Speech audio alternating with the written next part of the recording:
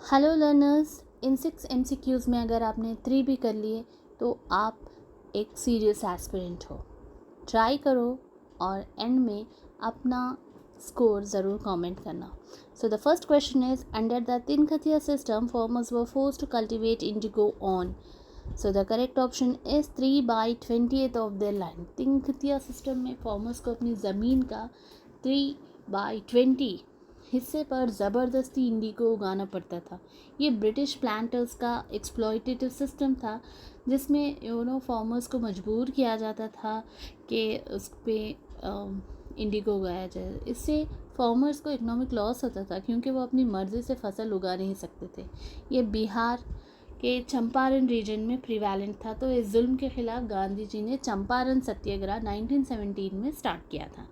So next question is, the United Nations Economic and Social Council was established in. So the correct option is 1945.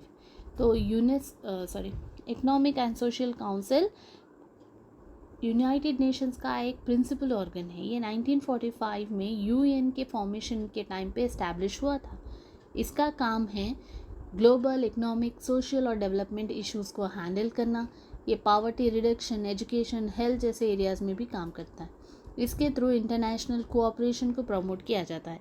Third question है, skill outcomes fund is mainly related to. So the correct option is skill development and employment. Skill outcome funds का main focus skill development और employment generation है। इसका M youth को training देकर उन्हें job ready बनाना।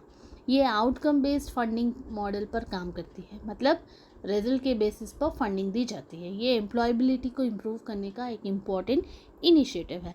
Next question है, Commonwealth parliamentary association was founded in. So the correct option is 1901।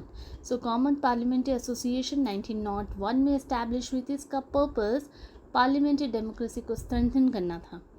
ये Commonwealth countries के लेजिस्लेचर को कनेक्ट करती है। मेंबर्स को ट्रेनिंग और नॉलेज शेयरिंग का एक अच्छा प्लेटफॉर्म मिलता है।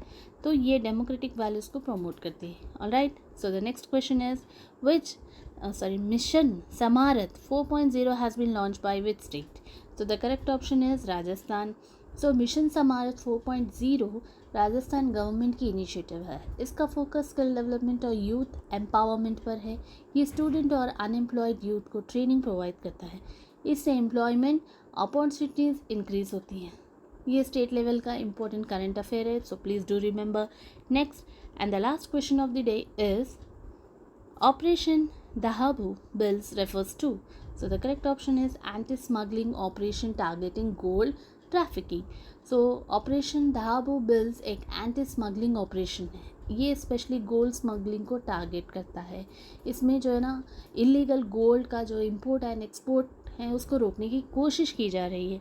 लॉ एनफोर्समेंट एजेंसीज इसमें इन्वॉल्व होती हैं और ये इकोनॉमिक क्राइम्स को कंट्रोल करने के लिए एक इम्पॉर्टेंट स्टेप है।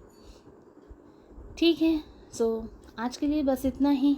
अपना स्कोर ज़रूर कमेंट कीजिए। चैनल पर नए हैं तो सब्सक्राइब कीजिए, शेयर कीजिए और ऑब्वियसली लाइक कीजिए। Thank you.